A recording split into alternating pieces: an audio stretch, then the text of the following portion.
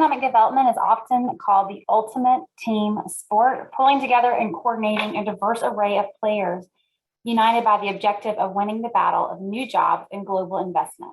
In today's knowledge economy, the team frequently includes leadership from our public and private colleges and universities. From talent pipelines and faculty fellowships to strategic planning and technology commercialization, North Carolina's higher education institutes work daily with our companies and communities to weave the latest know-how into our economy and business landscape. Good morning, everyone. I'm Brittany Brady, President and CEO of the Henderson County Partnership for Economic Development, as well as an NCEDA board member. Welcome to the first webinar in a multi-part series on how colleges and universities are collaborating with economic development leaders and making great things happen in North Carolina. In a moment, I'll turn things over to our moderator, Dan Gerlach, to get us started. I want to first take a moment to thank NCEDA's annual sponsors. These key supporters make professional development events like this one possible. Have a look at your screen as Emily scrolls through the names and logos of these organizations. These important companies and organizations energize the full compliance of NCEDA's program every day of the year, and we appreciate their generosity. Our sincere thanks go out to all of our annual sponsors. Now let's get started with today's program. Dan Gerlach is a seasoned North Carolina leader, and he's well known to the NCEDA audience. Dan's career has included leadership on fiscal policy, economic, community, and workforce development issues, and as interim chancellor at ECU, higher education leadership in an era of rapid economic change. He currently heads Dan Gerlach LLC, a consulting firm that provides strategic counsel to clients on an array of financial and public policy issues. Dan will introduce our panelists and moderate today's discussion. We're grateful to him for his ongoing leadership, and I'll now turn over the virtual podium to Dan Gerlach. Thank you. Well, thank you, Brittany, and congratulations and thank you for your service on the NCEDA board. You and I have worked together for a long time, and we're excited to have you. We have a great panel for you today. We have 3 people representing 3 of the 17 campuses in the University of North Carolina system. And without further ado, here's how we're going to roll. We're going to introduce all the panelists, then we're going to go to them in the order in which I introduced them and to give some opening remarks, and then we're going to take Q&A at the end. A reminder to use the Q&A box, and we'll get to that after all 3 presenters have had a shot. So our first presenter, if I can get that up on the screen, is Greg McElveen. Greg is a special assistant to the Chancellor for Strategic Initiatives at Fayetteville State University. We're going in alphabetical order by university or from east to west in the state if you're a geographer. And so Greg has 2 degrees from Stanford University with that impressive academic resume, but also has been a leader working for companies such as IBM, working in the logistics sector, and a lot of private sector experience he brings to help the Broncos of Fayetteville State University. Next, please. The second panelist is one well known to many of us. He's Tom White. He is the director of the Economic Development Partnership of North Carolina State Universities. I think, if I remember correctly, Tom has been there in that position about 13 years, but he has local business. He was with the Greater Durham Chamber of Commerce, which is where I first met Tom, and he also worked for the Department of Commerce. So he's had a lifetime of public service from a variety of roles, working for state government, working for a local chamber of commerce that he brings to bear on these issues. I believe while Greg has an economics degree and Tom has an English degree, I have both an economics and English degree, so we got all that covered. He went to Duke, but also has an MPA from NC State where he works today. And last and certainly not least, number 3 in the lineup, number 1 in your hearts is Rich Price. He's the Executive Director of Economic Development and Regional Partnerships. I think he's also serving as the interim marketing communications officer at the university. So they're piling it on him. He started back in March, and before that, Rich worked for the Jackson County as the Jackson County economic developer right there locally where Western Carolina University is located. And he's worked in the private sector before he came to Jackson County as an economic developer. So really brings that local experience, that local business experience back to his alma mater, and he's a proud catamount. So let's go without further ado. We're going to go and I'm going to turn over the virtual podium to Greg McElveen. So Greg, tell us what's going on down in the Sandhills of North Carolina. Hello, Dan, and thank you very much for the introduction. And I do serve as a special assistant to the Chancellor for Strategic Initiatives here at Fayetteville State. But first, I'd like to express really my appreciation to the members of the North Carolina Economic Development Association for all you do to make North Carolina one of the most vibrant, successful states in the nation for business growth and economic prosperity. So great work, appreciate it. I'd also like to thank the NCEDA leadership team for giving our university colleagues and myself the opportunity to share some of the resources we can bring to bear to help you and the association continue to expand economic development opportunities throughout our state. So Fayetteville State University is an example of a school that has traditionally had a special mission to serve those from under-resourced communities. We have a rich legacy as an HBCU. We have a student body of about 6,700 students, but we are also one of the most diverse institutions in the system, demographically speaking. So over 2/3, for example, of our students are from Tier 1 and Tier 2 counties. So we tend to serve those from who aren't from from our major metropolitan areas. Our home county, Cumberland County, is one of those Tier 1 counties. We are near Fort Bragg, so roughly 25% of our students have a military affiliation. About half of our students are adult learners, 25 and over. So we are kind of unique in the sense that we tend to serve those who come from community colleges and from typically under-resourced communities. So we serve a really region that has not fully participated in the state's economic vitality. And that's one of our challenges and one of the reasons why we so much value participation in the Economic Development Association.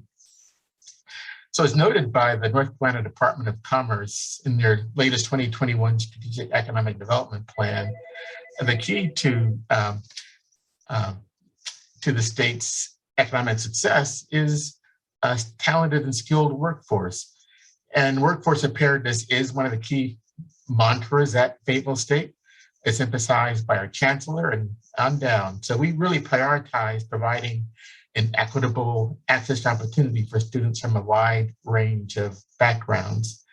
And we prioritize really making sure that our offerings are responsive to employer needs. So in the past, for example, we have accompanied some of our economic development leaders and our community college colleagues in speaking with prospective employers about the extent to which our offerings can be tailored, in fact, to meet specific needs. So because going back to the workforce, because such of a large proportion of our students are working adults, we have developed a really significant infrastructure to support those who may not be able to come to campus. So even before the pandemic, roughly 1/3 of our student credit hours are taken online, and about 15% of our students are enrolled in online degree completion programs. Those range from business to, we have an RN to Bachelor of Science in Nursing program, social work, 8 or 10 online degree completion programs. That's supported by a 24/7 tutoring service that we subscribe to, online career services. All of our faculty are required to have special training to be sure that we teach in a way that is interactive and engaging for our students. So it's not just read a book online or something. So this really enables students from rural backgrounds or others, working adults who may not be able to come to campus to really help achieve the state's objective of increasing educational attainment. So that's one area we focus on is access. Another is we really do try to be sure that our programs are responsive. Now, we don't try to train so much in specific jobs, but we know that there are types of skills that are highly valued, things like data analytics and supply chain management, basic capabilities. So we, so we try to be sure that we maintain that responsiveness. We've got very successful programs, for example, in our College of Business and Economics, in healthcare administration, disruptive technologies, which includes artificial intelligence and Internet of Things. We are a next-gen lab for a software platform called SAP. So SAP is not widely known to the public, but it's a supply chain underpinning for literally 90% of the global 1,000 companies. The U.S. Army uses a version of it, so it's pervasive in the economic sphere. And so we are Fayetteville State is the only institution in the Southeast that has this highly developed next-gen lab relationship with this company SAP as one example of our really focus on being sure that we are engaged with the corporate sector, the business sector, and incorporating those requirements in our curriculum. We've got other relationships with SAS, with IBM, with Microsoft, with Amazon Web Services. So we really do try to be sure that we're offering students kind of future-ready skills, in addition to traditional career paths such as nursing, business, political science, social work, and all of course which are necessary for success. So in addition to workforce, so we should mention that, like most universities, Fayetteville State does quite a bit to support businesses directly. So we have a number of outreach centers that focus specifically on bringing students and faculty resources to bear to help businesses succeed, typically small businesses that can't afford hiring McKinsey or something, or Bain to come and help them out. So one of those outreach centers is a Veterans Business Outreach Center funded by the Small Business Administration. There are a series of these across the nation. Fayetteville State has the only one in North Carolina that serves the state of North Carolina. So, we're here to serve all of your constituents. This Veterans Business Outreach Center provides business counseling and other access to resources. And then we, like most of our colleagues, many of our colleagues, we have a Small Business Development Technology Center. We have an Economic Development Administration funded University Center for Economic Development.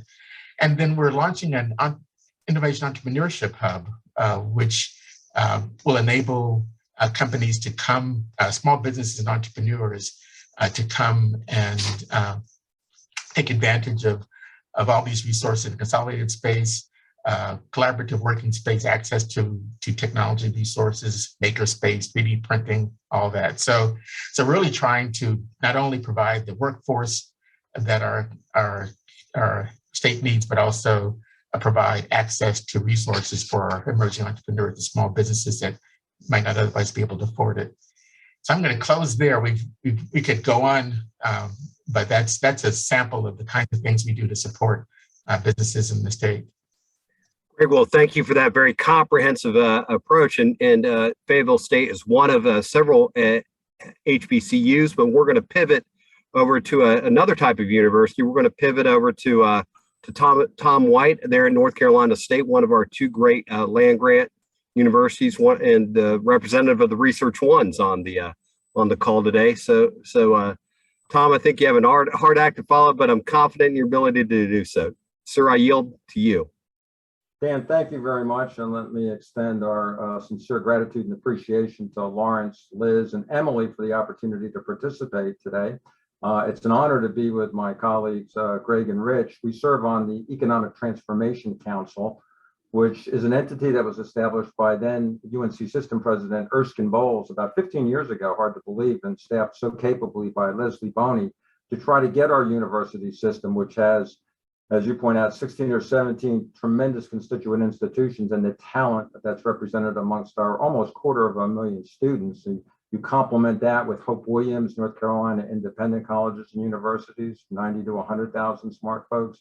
And then you have the leverage that's created by the North Carolina Community College system with their 700,000 or 800,000 bright young students. So it's a tremendous advantage. I will say this, let me go ahead and recognize some of our UNC System ETC members that are present today. Mark Lanier from UNC Wilmington, Susan McCracken and Pat Mitchell from Appalachian State, Harrison Gilbert from Carolina, and last but not least, Tom Hall from UNC Pembroke. We meet on a quarterly basis at the system office to try to share best practices. It's a great forum, and I'm going to focus today on just a couple of projects and to articulate and accentuate the role that our university is able to play, thanks to some partners like the Wake County Economic Development Program, which is situated at the Greater Raleigh Chamber of Commerce. March 18th this year was a very special day in 2021. Google announced 1,000 jobs for a technology hub, an engineering hub in downtown Durham Central Business District. And that very same day, Fujifilm Diosynth announced that they were going to invest $2 billion and create 725 jobs that pay around $100,000 average annual compensation in Holly Springs. But that project, which was codenamed Galaxy, actually started about a year ago this week, thanks to Ashley Cagle and Michael Haley.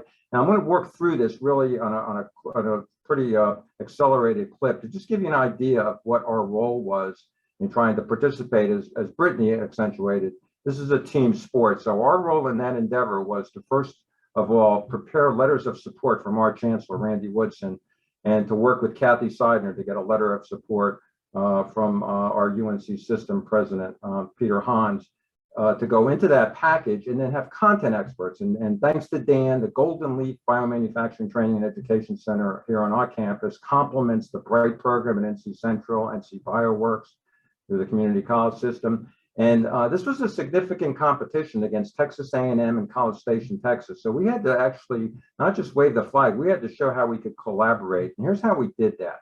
A lot of data. Greg alluded to this. It's really important. Do we have the talent to staff operations of this very sophisticated nature? Cell culture, which is really relevant to the world in which we live with the pandemic recovery. Looking at, in addition to data, we have content experts like Gary Gillespie. He's a biochemist, got his PhD from University of Minnesota, complements Laura Rowley so well. She's a PhD from Carolina in biology. They work together to make sure that when we perform and get an opportunity to get, in this instance, virtually in front of the clients and their site selection consultants, that we can talk to science. That's complemented very capably. Wake Tech's president, Scott Rawls, played a phenomenally important role in this, as did Pat Sturdivant, the head of our Capital Area Workforce Development Board and our NC Works program, to all come together to then produce that victory that was announced March 18th. Let me look at the Piedmont Triad too, Project Darwin. Last Monday was a special occasion at the Liberty Randolph mega site. Tremendous announcement by Toyota with their EV battery plant, almost $2 billion of capital investment, almost 2,000 jobs. It actually was some solace from 4 years ago when we lost a Toyota Mazda plant to Huntsville, Alabama. We finished runner-up on that. We thought we were going to be able to have that announcement. Real quickly, and we worked you through that scenario. Brent Christensen called us back in August, said we got a project. The code name is Project Darwin, and we're going to need you to come over here on September 1st over to Greensboro at Grandover and participate in a presentation that's going to have your sister land grant prominent. Robin Koger, who was the dean of the College of Engineering at NCEDA, now she's becoming the provost at East Carolina University. Just a tremendous talent. She had her team there in concert with Guilford Tech. We had Randolph Community College, and I brought over our industrial and systems engineering folks, Dr. Paul Cohen. We were joined by Jonathan Brewster. We knew it was a project that had its domiciled in Japan. That NC Japan Center is 40 years old. Jonathan and one of the EDPNC folks who was involved in that, it was Corey Howard. They spoke Japanese. I think that made an impression during the course of the presentation, very positive. And Ellen Ty, an NC State alumna, was working with Corey on this tremendous project that came forward with an announcement last week in Randolph County. So those are the kinds of competitive projects that I think benefit from substantive engagement from the remarkable faculty that we have amongst our 17 institutions in the UNC system. And we've had occasion in the past as well on Project Cameo, that was Lowe's Global Technology Center that wound up going to Charlotte. We were told, and most of these projects I've alluded to are under the wonderful leadership of another NC State alumna, Michelle Sanders, our fantastic Secretary of Commerce, who is a life scientist. I mean, she gets the biopharma. She worked at Biogen, so she can sit there and talk to science on a life science biopharma deal like Project Galaxy. And then the announcement last week was wonderful. Her predecessor, Tony Copeland, was very, very involved in producing successful projects in Honda Jet throughout his tenure at Commerce. And those kind of value adds, I think, are significant because of the fact that we have such a wonderful system with talented faculty and staff that get engaged. I'm really fortunate to work at a land-grant institution. Our faculty and staff are used to that, like the A&T faculty and all of our system members. And you'll hear that from Rich as well. We like getting out there and talking to clients and to helping our counterparts, our developers, the NCEDA membership, local, regional, and state developers, because it's a competitive game, and the more resources and assets that we have to play in that game, the better. So we're kind of at NC State the antithesis of the caricatured ivory tower. We like to go out there. If Mark Lanier is on the call, I'll close with this, Dan. He's fond of quoting Edward Kidder Graham, who tragically died in the last pandemic back in 1918, but not before he delivered this wonderful commencement address over in Chapel Hill that said, "Let the borders of the campus be contiguous with the boundaries of the state." So that's just, I think, a clarion call for us to get involved. And I think because of the great leadership that we have in NCEDA, EDPNC, the Department of Commerce with Susan Fleetwood, I think we'll have more to come. So let me close there, and thank you very much. I'll send it back to you, Dan. Wow. I mean, man, we're going to run you for office. You name checked everybody, and it just shows that you're a true collaborator, Tom. Thanks for that. And you know, we're going from the think and do campus, because please tell Chancellor Woodson I said think and do, because that's repeated about the great land grant university we have here in Raleigh. But now we're going to move our eyes up to the mountains, and the mountains are calling, and I must go to talk to my friend Rich Price, who's just came on board in March, and I think has had a whirlwind experience here in this COVID era there with my friend Chancellor Kelly Brown at Western Carolina. So Rich, the floor is yours. Well, thank you, Dan, and certainly thank you to NCEDA for this opportunity to chat with you for a few moments today. Western Carolina University, like my colleagues Greg and Tom and their respective institutions, we're fortunate that we get to host and we get to educate and we get to take care of students from all over the state, all over the Southeast, and quite frankly, all over the world. And we fully intend to continue in that endeavor. But we also have a specific focus as a regional comprehensive university to serve the region of the Western North Carolina mountains. And in doing so, we want to be, and we're required to be, quite frankly, collaborative. From community to community, county to county, city to city, and so forth and so on. We have a number of first generational students here at Western Carolina University, which we're extremely proud of. It's important for us to be connected with our economic development practitioners across the region that we serve, so that as Brittany Brady and others are working to recruit new industry and investment into their communities, that they are aware of what the capabilities and the capacities of Western Carolina University are, and they can leverage those to their advantage in those recruitment efforts. But then it's also as important as it is for us to be proactive in that regard, then we also have to be reactive. When projects come through the pipeline, we have to make sure that we have connected the dots both internally and with our regional partners to make sure that we can react and help move projects forward. The Pratt & Whitney project in Asheville-Buncombe County, which was announced last year and is moving forward at a very swift pace, making sure that our College of Engineering and Technology, first and foremost, is at the table with not only Pratt and Whitney, but also our colleagues at AB Tech and Blue Ridge Community College, again, providing them the confidence that those three institutions, as well as others in the region, are going to be able to produce the needed 800 positions for that project to be successful. And that is obviously a large scale project, and certainly one for the western portion of the state. But we also take a more tactical approach here in the region to looking at what are the high growth, high demand jobs that are needed right here at home. I just left a meeting prior to this one with a regional healthcare system, and the focus is on nursing. And while nursing is a fairly traditional career path, perhaps it is one that is not gaining the attention from our youth as it once did. I saw some disturbing statistics within the last couple of weeks that, as my late mother would say, if we don't change our ways, there's a good possibility that by 2033 here in the western portion of the state, we're going to be short some 7,000 plus nurses. And I'm getting old, and I start taking that personally. And I'm going to probably need some assistance from nurses at some point in the very near future. So how do we take the university and move into these communities and look for creative mechanisms, not only to help, create nursing graduates, but how do we create the interest in nursing as a high growth, high demand position that is needed here in the western portion of the state of North Carolina? And those are questions that we have to be engaged with local communities. We have to be engaged within our K through 12 educational system. And we have to be creative in that approach. Otherwise, we're going to find ourselves in dire straits in that particular sector and a number of others. Another recent collaboration that the university has been heavily involved in is called the WNC Innovation Park concept.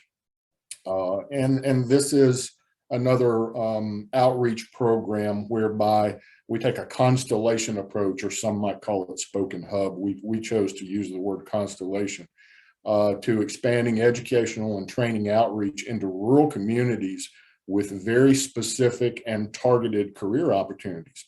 Those of you who live here, and if many of you have spent time in the West, you know that we have counties like Buncombe and Henderson, and then over in Cherokee County, who are heavily industrialized. But as you move towards the great metropolis of Cullowhee, North Carolina, you don't see a lot of industry, but there are a lot of other prominent employment sectors that certainly are in need of the expertise of this university and our community college partners. So how do we create these innovation centers throughout this region with very targeted and practical applied workforce development educational opportunities? And that is showing great promise throughout the region, and the amount of collaboration that we've had from both our urban and our rural partners is just been fantastic. We have, and Chancellor Brown is absolutely adamant about the university's involvement in other economic and community development opportunities, and particularly those things that are perceived as barriers to economic growth. So whereas I might be sitting down one morning with the engineering team from Pratt and Whitney, that very afternoon, I could be immersed with local childcare advocates, because understanding that childcare and access to childcare and affordable childcare in this region is a barrier that we absolutely have to figure out how we're going to overcome it, or it's going to continue to produce, great detriment to the local economic condition.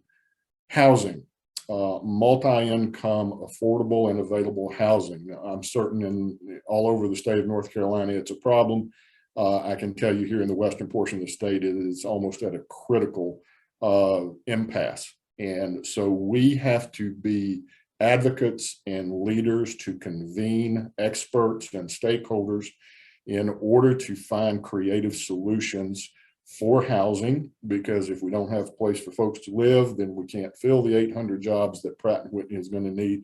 And so Western Carolina University is really taking a prominent role in all of those types of discussions to find creative solutions. And I enjoy that because as a local economic development practitioner, as much as I enjoyed trying to recruit new business and gain new capital investment here locally, it was when you put on the different hats and you dove into broadband and you dove into housing and you dove into childcare and all these other things that are so critical and paramount to economic recovery and continued economic growth.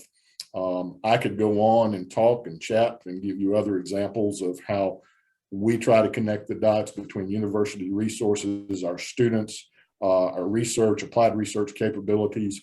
But I simply wanted to give you an overview of the fact that we are immersed in a number of ways to try to help the economy of Western North Carolina. And that obviously includes the state of North Carolina and the Southeast as well. So Dan, I will forego the rest of my monotone voice and turn it back to you. Dulcet tones. That's what I heard. Dulcet tones is what I heard. And so as people are thinking of questions to ask us, and it's kind of reflective of the diversity of the state, is it not? You heard the different approaches that our panelists took toward kind of responding to how their campuses put their shoulder to the wheel and help with economic development, from kind of the foundational stuff Rich talked about to the kind of very project specific and certainly etched in our memory stuff that Tom talked about. So I might start this by saying, one is these three gentlemen who presented here today have in the form of Daryl Allison and Randy Woodson and Kelly Brown, very supportive leadership. And I've heard from each of them about economic development as a priority, and them understanding the university as an economic development asset in a wide variety of ways. So I'm going to start right off with a question from Ryan, and again, questions in the Q&A section. But Ryan Nance, one of our great economic developer leaders, said, okay, I'll read the question. If economic developers are looking for a data source to show the full picture of graduating talent from our universities, where would they go? For instance, if you're looking for mechanical engineers, how many mechanical engineers graduate each year statewide, or what kind of region do they live in, and what kind of retention do we have of keeping that talent here in North Carolina? So I'm interested if you'd raise your hand, from one of our three panelists who'd like to take a shot at that. So how can we find out the production of this? Where's the best data to get to? Greg raised his hand. Go ahead, sir. Right. Well, so I can start, and I'm sure Tom, with his long history, can expound further. But a couple of, and we'll probably send this out via links. But there are two data sources within if you go to the UNC System website, there's a section called Impact at the top, and under Impact, there is a link for interactive data sources. And in that, you can get a dashboard that shows where our students are from, what they're graduating in by institution or for the system overall. And then there's something similar called NC Tower, I think in that same set, which will tell you where our students, the number of our students who graduated and stayed in North Carolina and what their majors are by year of graduation. So you can go back 10 years and see where are those, how many of those students are still in North Carolina, and what were their degrees in. Great, that's a great help. I just posted a link to where I thought you were going with that, Greg, there, and certainly that's the case. So, Rich or Tom, any? Stanford economics trumps Duke English in this question. Yield. So in any case, so I want to follow up a question on that. It's an interesting point. So we've talked about the faculty as a rich kind of intellectual resource to be brought to bear on a lot of these questions facing North Carolina businesses, future and present. And we talked a little bit about our students as being, as Ryan just asked, as being the kind of the great source for a talented workforce to meet the knowledge, talent, and skills that employers demand. But what about alumni? I'm curious about this question as well. What kind of steps do we take, even if, I remember, Tom, you'll remember this with me, when we were recruiting Spirit Aerosystems down to Kinston, North Carolina, in the eastern part of the state. We know that at North Carolina State, we had a lot of engineers came from that area, didn't have the opportunity to work at a place like Spirit. But I think your alumni network helped us find, some NC State graduates who were raised in that region who might want to come back now that there's an employer there. So tell us about that. How do you leverage your alumni networks for these? Yeah, Dan, that's a great question. And in fact, we deployed that asset starting back in 2014 when we chased the Volvo project. And a lot of the automotive OEMs wanted to know how many electrical engineers, mechanical engineers, and industrial systems engineers were located and living, and you can cross-tabulate some of the data sources that Greg alluded to that with our alumni. So if you've got those individuals aged 21 to 65 working age, we know where they're working and we know where they're living. And that was very relevant data on the Toyota Mazda project, the aforementioned project, GE headquarters, and of course, Amazon, which was a huge project. But, and as you mentioned as well, when we've had aviation aerospace projects like Spirit Aerosystems, they want to know what the labor draw is, 30, 60, 75 miles. We actually deployed that resource and are able to do that with our career development operations here on our campuses by college, by department, and then show where and then run tables to show where those people are living by discipline, and then do maps. So you can actually look at locating in some of the mega sites. What's the labor draw from, say, the Moncure mega site, Triangle Innovation Point, vis-a-vis the Siler City mega site, the Liberty Randolph mega site up in Person County. We've got a site, and draw those, and sometimes they're cross-tabulated cross-border with Virginia or down in South Carolina. So that information is critically important. So it's a spatial configuration of where the labor is. In our instance, with our College of Engineering, we're large. We've got 10,000 engineering students, 7,500 undergrads, 2,500 graduate students. It's going to go to 14,000 thanks to the legislature. It's a very generous contribution to our budget. And so we're looking to grow that population in tandem with our wonderful UNC system partners. Hey, Dan, real quick on that Project Cameo I alluded to, that was a partnership that included East Carolina, NCEDA, Western Carolina, Rich, anyone had it. And the beneficiary was UNC Charlotte, which played the leadership role in getting that GLOWS Technology Center down in Charlotte. The competition was SMU and UT Austin. So that was another example of North Carolina beating Texas by trying to really accentuate that tremendous intellectual sophistication and talent base that we have to outcompete a really great state that's really very competitive in this economic development game. Well, thanks a lot for that. And so one of the things I want to ask you all, I think North Carolina is a parent of a recent graduate of a university, North Carolina System School. One of the things when I was working for the governor, worked for the Golden Leaf Foundation, I tried to talk to a lot of 40 and 50-year-old executives about was, I said, look, our public university system, you come down here and you get to be a North Carolina resident. We offer a great value here in terms of education. And we have a North Carolina Promise School in Western Carolina. We have an upcoming North Carolina Promise School in Fayetteville State. So talk a little bit about that. Is that ever part of the calculation, part of the pitch that that we talk about these executives to? Yeah, Dan, I would say that certainly has been a major boost in WCU's ability, not only just to recruit students, and particularly those first generational students that I spoke of earlier, but I think it really is leveraged in the recruitment process, the new business creation process, when companies and projects see the kind of capacity that NC Promise will help WCU deliver.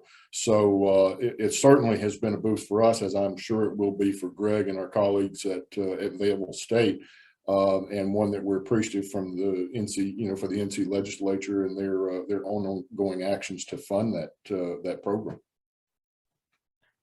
And I would add, I think even obviously the preeminence of the UNC system name is a significant asset in recruiting companies, which Tom knows how to leverage exceptionally well, and the rest of the team. But But even though some of us who are not so well known nationally as an affiliate of the UNC system, we're able to kind of establish that credibility that our entire student population is one that can offer value and help meet workforce needs in a very high impact way. It's definitely an asset in recruiting. Right. I want to take advantage of this to point out a couple things in the chat. Marquita Welton, the Chief of Staff to Commerce Secretary Michelle Sanders, has posted out something about the Labor Economic Analysis Division, the LEAD division, which is clearly, I think, one of the undersung heroes of the moment. I'm a nerd, and they're some of my favorite nerds. Susan McCracken, from, as Tom name-checked her, from Appalachian State University, a great friend of many of ours, has talked about how the alumni office up at ASU has maybe some of the other campuses here have this too. The Career Services Office has said, here's some businesses owned by alumni, and everybody likes their own or understands where they come from and says this may be a connection to students. I'm interested from the panelists. Let me turn Susan's point a little bit, just 90 degrees, and say, do any of you use that type of thing about businesses owned by alumni? Maybe they're not in North Carolina right now, but maybe to kind of reel them in, get them back to the home state, the old North State. Is there any movement like that you do when we consider recruitment to North Carolina? Yeah, I mean, I would share with you, Dan, that we have certainly taken a hard look at how we're leveraging our alumni database, both as it is manipulated by our advancement team, by our career development team, and perhaps we haven't had to do that in the past as much because of and I think the Pratt & Whitney project is really what has precluded that, is now the driver. You know, we're graduating a lot of folks from our College of Engineering, but they may not be centralized here in Western North Carolina. A lot of those folks are going, back home to Atlanta, Columbia, South Carolina, wherever they came from. So the more that we can engage them without just asking them to write checks and support a university, the more they like that and the more they respond. I think the business to business networking idea has a lot of legs because there is the possibility, if not a probability, that as small business owners across the Southeast who are associated with our respective universities, as they see the economic vitality of North Carolina continue to grow, they may be eager to reposition themselves and move back to a particular area of the state. So I think it's paramount that remains in the back of our mind with how we are engaging our alumni at our respective institutions. Yeah, Dan, a lot of that is, as you well know, is points of contact and having relationships. I mean, we glossed over the Apple announcement, but Tim Cook's, having worked for 10 years in RTP, having an MBA from Fuqua. Jeff Williams, a civil engineering graduate of NC State, with a degree from a higher degree from Duke as well, a graduate degree. Having those points of connection with Apple, they're invaluable. The same thing with when we went after Amazon. Don Hobart from Carolina led the system-wide effort, which necessitated an awful lot of coordination and collaboration. But we've had a lot of NC State grads working in Amazon out in Seattle. So Smead York told me that the site selection consultant said that even though we were not a finalist for the Amazon investment that went to Northern Virginia, that the presentation of higher education resources, including the community colleges, including the public universities. Lawrence Bivens has reached out to Hope Williams, as I mentioned, about having the North Carolina independent colleges and universities engaged. That our state had the best proposal on higher education engagement. To your point about having alumni that are situated in high places, we've been very fortunate to have that. And as far as just spin outs, I mean, Dr. Goodnight at SAS, what he's done for the community and addressed a lot of those issues that Rich and Greg have talked about as far as community development. That's just as important as economic development, and obviously workforce development for our student success. That's where it all comes to bear, right? We're here for student success. So Mary Lisa Pegg, she's a graduate of a special institution named Mary Lisa, and she worked at UNC Greensboro, very familiar, before coming to EDPNC, doing an incredible job there. She thanks us for the work of these institutions, the three institutions here, but are there other, higher ed institutions do they have an ED, point of contact? I think you all referenced, I believe it's called the Economic Transformation Council. Do that you're members of. Does every campus have a person on that council? Or if so, how can we get that contact list? Or if not, how would you recommend going about maybe some of the other institutions that don't have a Greg, a Rich, or a Tom? I mean, I think that information could be easily provided from the system. I think the challenge is that we all have very different titles. And so it may not be readily apparent that the field that we work in is economic development based off the title that we have.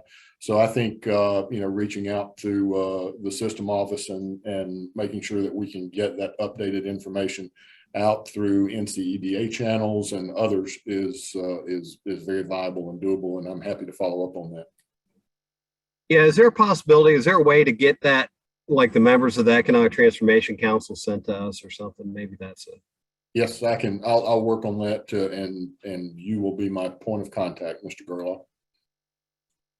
I should note that we have a contact list, and we're actually working on a website, which is not live yet, to help answer that very question. But for now, we can provide that contact list.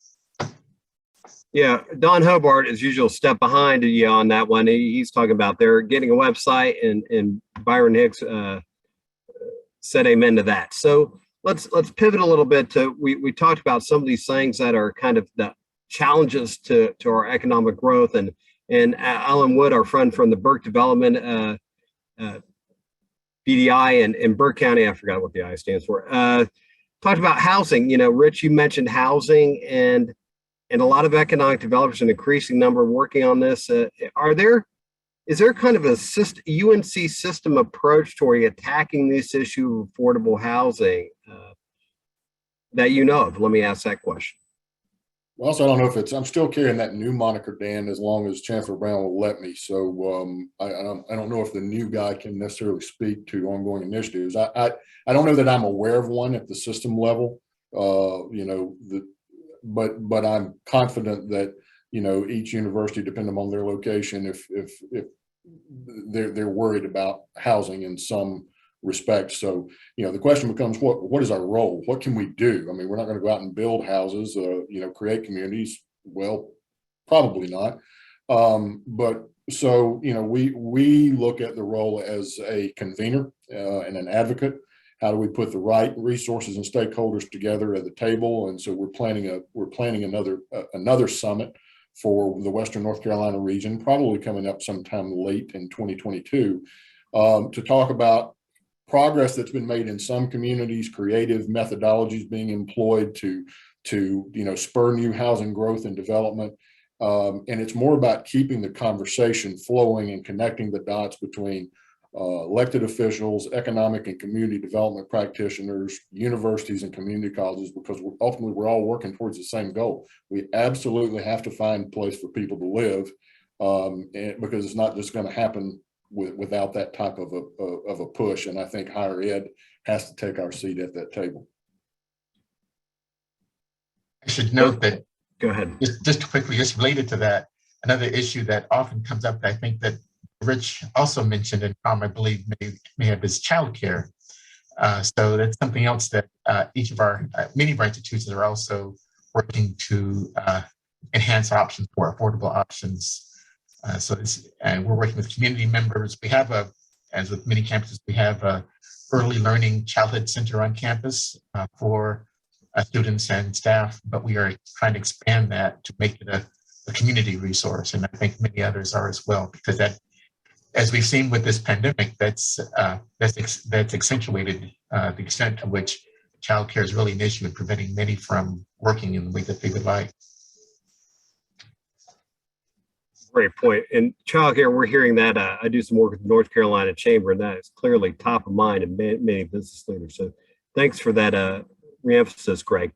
So let me pivot. We've actually had a question in the Q&A box. Somebody followed directions, and surprisingly to me, it's Mark Lanier. So Mark asks about, in UNCW, they're focusing on some of the clusters growing down there. They've got clinical research with companies like PPD. They've got fintech with companies like Live Oak. They've got the film industry, Screen Gems. So maybe you could talk about in the kind of area around your campuses, what are those types of growing clusters that you think we should be paying attention to, or or even if it's not in your region, paying attention to statewide? Who wants to take Dan, that?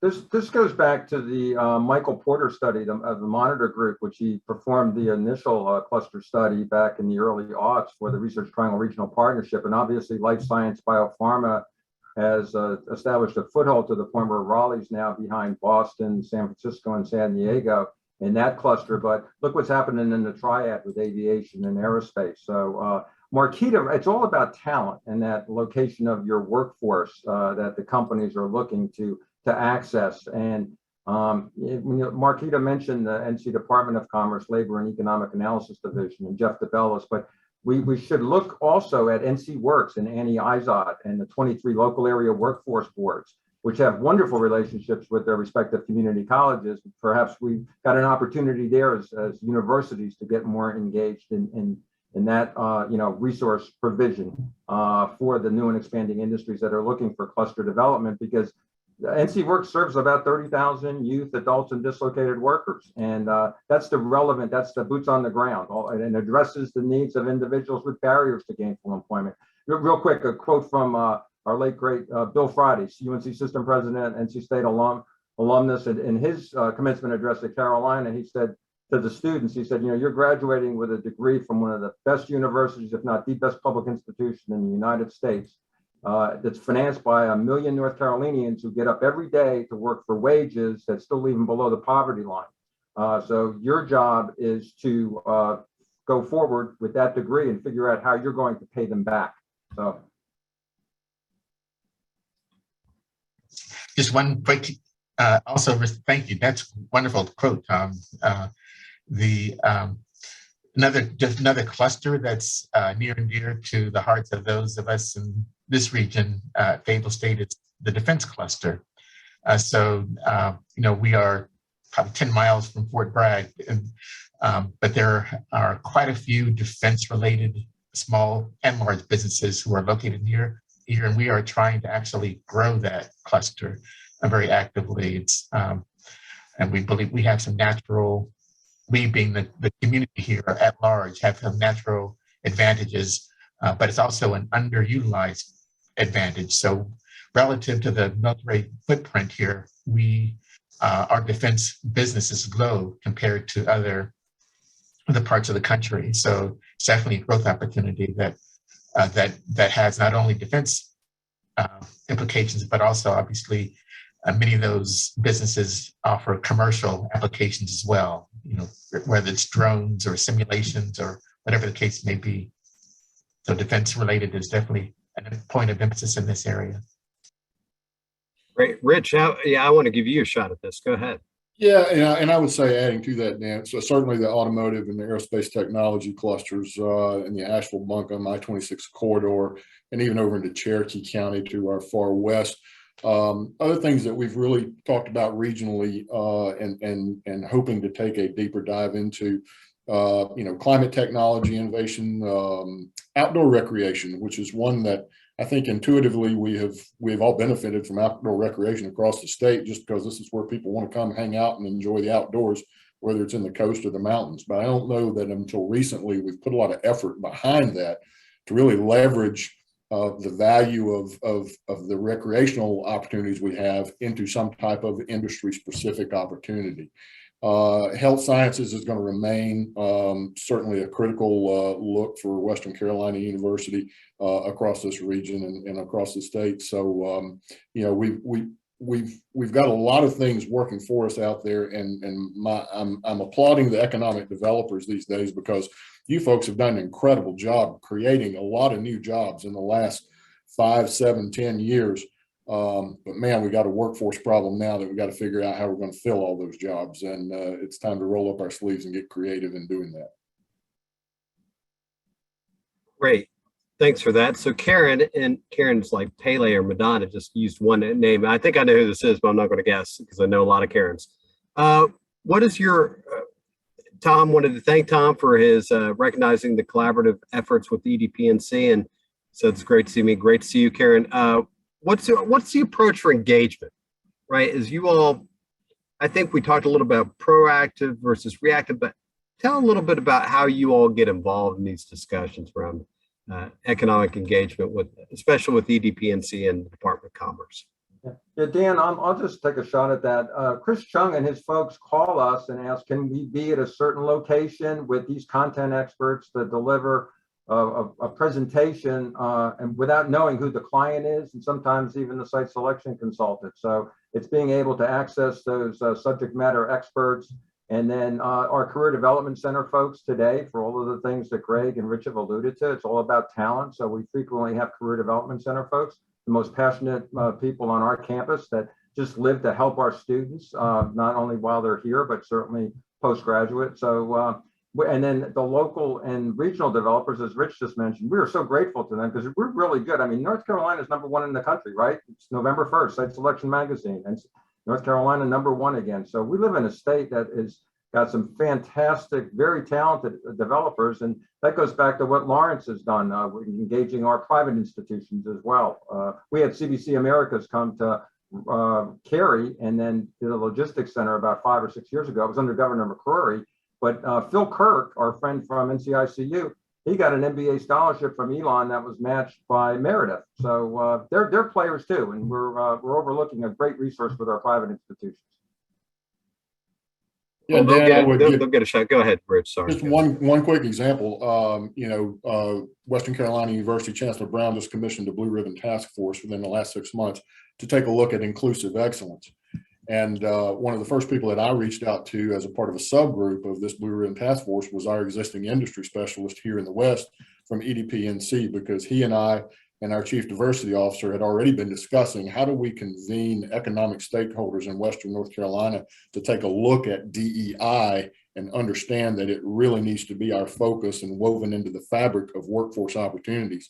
So it was a natural for me to call Josh Carpenter with EDP and say, Josh, I need you to participate in this subgroup with me because we can leverage a lot from what EDP is learning across the state, and EDP may be able to learn from what we're doing, the work we're doing right here in our local community. So that's how we try to engage with EDP. It's just one simple example, but I think a relevant one. Right. So, gentlemen, would you agree that kind of EDPNC knows what a resource you are, so they kind of raise their hand and go, look, y'all, we need you. Okay, that's great. And it's Karen John. So, hey, Karen, it's great to, it's been a while, but it's good to hear from you.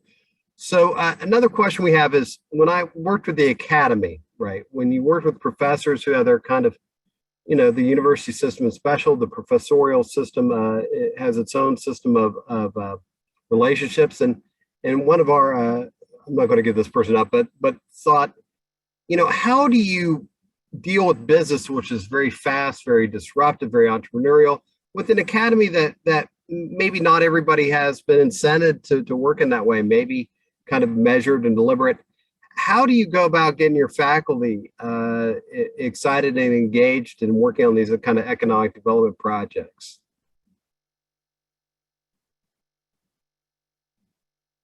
All right, we're going to need to answer here. So let's. I can say one. There's two approaches to that. One is we have a team typically that's focused. That isn't faculty. That's not tied specifically to teaching classes and doing research. That's focused around responding to economic development opportunities, and then leveraging faculty expertise as appropriate. And then also we've got faculty who, when they do what they do at their pace, it benefits everybody and generates assets for everybody. So we're not expecting them to change what they're doing. We just add to them extra resources to connect their expertise with the business community and others who could use it. Yeah, Dan, I think one of the things that we're trying to do here is that, most counties, certainly all counties, a lot of municipalities, they go through the process of developing their own comprehensive economic development strategy. That's one of the things that we want to do here at Western Carolina University. But more importantly, I want our faculty members to be tied into that process, because we want them to have ownership of not only identifying what are the economic challenges that we feel like we have the capacity to go tackle, but also identifying the strategic solutions that we'll put into that plan. So they've got to be a part of the discussion from the get-go, as opposed to being dragged along kicking and screaming in the aftermath. Yeah. That's the plan from the new guy, by the way. Sure. I'll let you know how successful that might or Tom, not be. Tom, Yeah, could you add something here? Yeah, we have a lot of faculty members that are agile and they love doing this. They love to participate. They read about economic development. They say, oh, that's how it's done. So they get behind the curtain, so to speak, and they love it. So we used to have this platform, Research Engagement and Capabilities Hub, Reach NC, to identify the content experts who had the most funding and that's a great resource. But then it's not everybody's cup of tea. So you have to actually find your faculty, your deans, your department heads that really like doing this. And there's a plethora of those individuals amongst our system that really enjoy it. So I think they add to the team for everything that Rich and Greg alluded to. Right. So don't paint the faculty with kind of their ivory tower. I mean, they're, like you say, they're in this to teach students, to do great research, create knowledge, and to see it come to some of their work make a difference in the world. So there's no better way to end this. I mean, what a great panel. I'm going to applaud you. I know the rest of us will applaud you. And then it's the noon hour. So I'm going to kick it back to the high flying, death defying Brittany Brady to close us out. Well, thank you so much, gentlemen. Greg, Tom, Rich, and Dan. That was very valuable insight. North Carolina's public universities are clearly formidable economic development assets for our state, in addition to their traditional role in instruction and basic research, not to mention NCAA athletics. We had some really thoughtful questions from our audience, and we thank you so much. We thank to the NCEDA members who made time to join us today, which, as I mentioned, this is the first in the series that will feature our public and private colleges and universities, along with community colleges, showcasing how cutting-edge intellectual capital is moving from campuses out into our communities and our economy. So watch your e-news in the coming weeks for additional offerings in the series, as well as other virtual and in-person professional development events. So once again, our thanks goes out to our NCEDA annual sponsors. We showed you those names earlier. These organizations and businesses offer year-round support of professional development webinars, just like this one, and we're so grateful for them. On behalf of NCEDA board and staff, please enjoy the holiday season. We look forward to seeing you in 2022. How did we get to 2022? And embracing the opportunities of a brand new year. In the meantime, stay safe, stay well. Thank you and have a great day. And I think it's time for lunch. We'll see you soon.